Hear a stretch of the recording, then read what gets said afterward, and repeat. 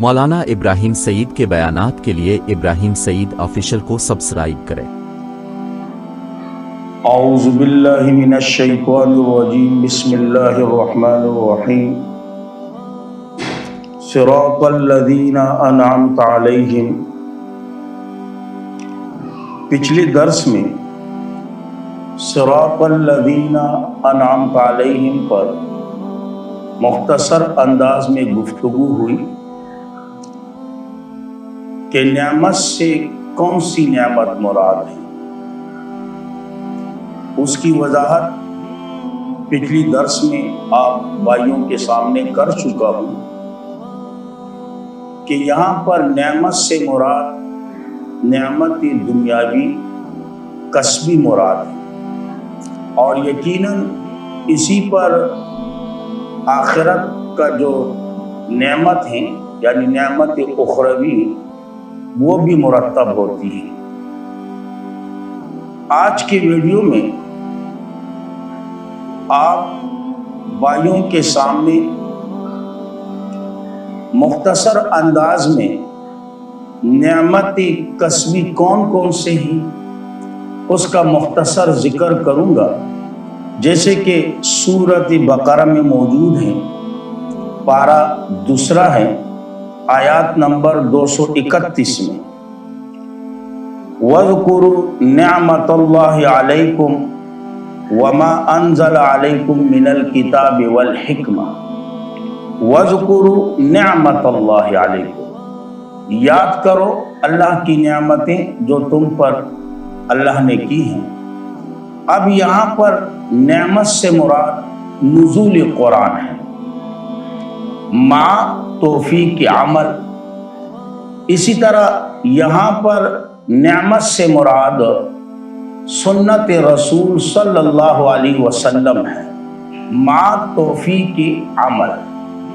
اسی طرح سورۃ آل عمران میں بھی موجود ہے، آیات نمبر 101 میں اللہ کریم فرماتے ہیں وَاذْكُرُوا نِعْمَةَ اللَّهِ عَلَيْكُمْ وَاذْكُرُوا نِعْمَةَ اللَّهِ عَلَيْكُمْ۔ اب یہاں پر نعمت سے کون سی نعمت مراد ہے؟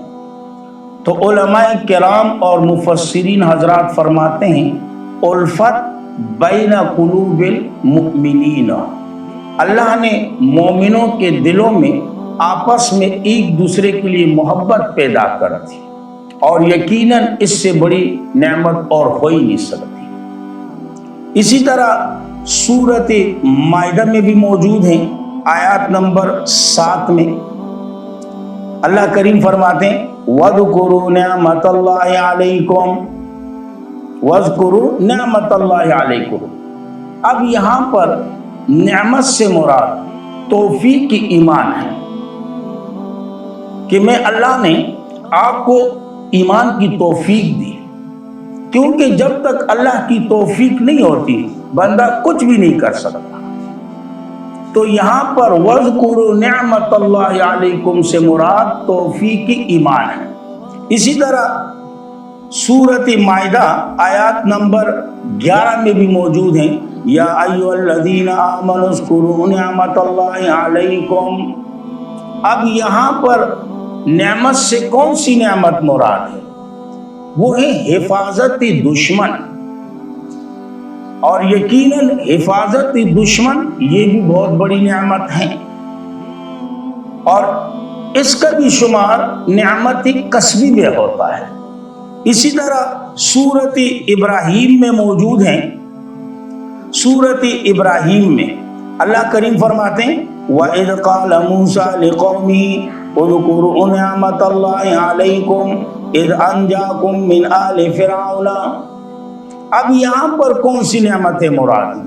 وَإِذْ قَالَ مُوسَىٰ لِقَوْمِهِ، جب کہا موسیٰ علیہ السلام نے اپنے قوم سے یعنی بنی اسرائیل سے اذکروا نعمت اللہ، یاد کرو اللہ کی نعمتیں جو تم پر اللہ نے کی ہیں۔ وہ کون سی نعمت مراد ہے یہاں؟ تو یاد رکھیں یہاں پر 2 نعمتیں مراد ہیں، ایک نعمت دشمن کا ہلاک ہونا، اور دوسری نعمت دشمن کی جو اذیتیں ہیں تکالیف وغیرہ ان سے نجات کا ملنا۔ یہ دو نعمتیں یہاں پر مراد، ایک دشمن کا ہلاک ہونا اور دوسرا دشمن کی طرف سے جو اذیتیں، جو تکالیف وغیرہ ان کو مل رہی تھی ان سے نجات ملنا۔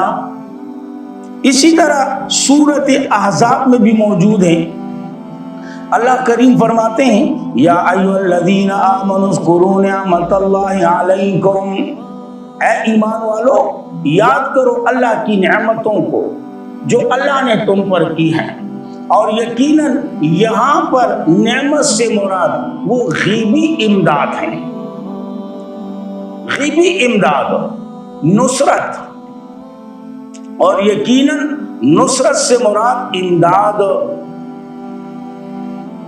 علماء کرام فرماتے ہیں نا، ایک مرتبہ ایک تبلیغی جماعت مفتی محمود رحمہ اللہ سے ملنے کے لیے آئے۔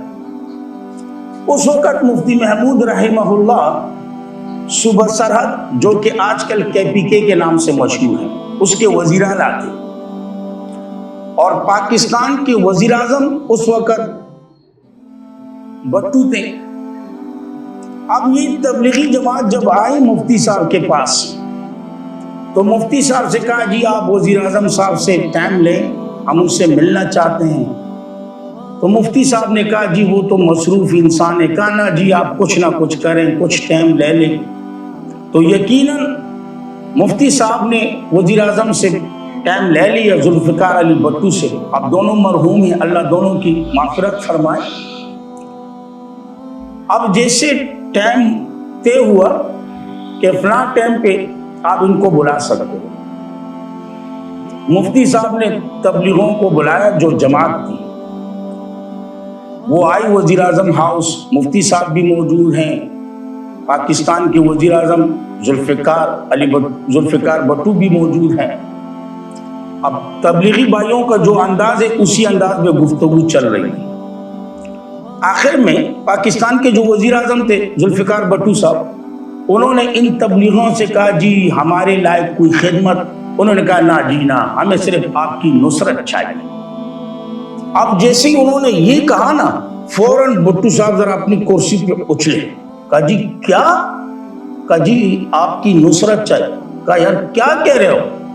کہا جی آپ کی نصرت کی ضرورت ہے بس، اور کسی چیز کی ضرورت نہیں۔ اب ذوالفقار علی بھٹو صاحب نے مفتی صاحب کی طرف دیکھا کہ مفتی صاحب یہ کیا کہہ رہے ہیں، مجھ سے نصرت مانگ رہے ہیں۔ مفتی صاحب ہنسے، کہا ذوالفقار صاحب یہ آپ کی نصرت کی بات نہیں کر رہے، کیونکہ ان کی بیگم کا نام بھی نصرت بھٹو تھا۔ وہ بیچارے سمجھے کہ یہ مجھ سے وہ نصرت مانگ رہے ہیں، حالانکہ ان کی مراد امداد، تعاون، کہ آپ ہمارے ساتھ تعاون کریں، کہ ہماری بات کو سنیں، ہماری بات کو سمجھیں، ان کا یہ مراد تھا۔ تو میں بھی یہ کہہ رہا ہوں کہ یہاں پر نعمت سے مراد نصرت ہیں، غیبی نصرت، لیکن نصرت سے نصرت بٹو مراد نہیں، اللہ کی امداد مراد ہے، کہ جب ایک طرف سارے کفار ایک ہو چکے ہیں اور دوسری طرف مسلمان، بیچ میں بڑی بڑی خندقیں، اور یقیناً باقاعدہ طور پر تو جنگ نہیں ہوئی لیکن پتھراؤ وغیرہ ہوا، اور اللہ نے اسی دوران ایسی تیز ہوا بھیجی، ایسی تیز ہوا بھیجی کہ جو کفار کے خیمے وغیرہ تھے، جو برتن وغیرہ، وہ سب کے سب اکڑ گئے اور وہ مٹی سے پھوڑ ہو گئے، اور وہیں سے وہ باغ نکل گئے۔ تو اسی غیبی امداد کی طرف اشارہ ہے۔ تو یاد رکھیں اسے کہا جاتا ہے نعمت کسبی۔ تو صراط الذین انعمت علیہم سے یہی مراد ہے کہ راستہ ان لوگوں کا جن پر تو نے انعام کیا۔ کون سا انعام؟ کون سی نعمت؟ نعمت دنیاوی کسبی مراد ہیں، اور یقیناً اسی نعمت دنیاوی کسبی پر مرتب ہوتی ہیں نعمت اخروی بھی۔ تو اللہ رب العزت عمل کرنے کی توفیق عطا فرمائے۔ آنے والے ویڈیو پر غیر المغضوب علیہم ولا الضالین پر گفتگو کریں گے۔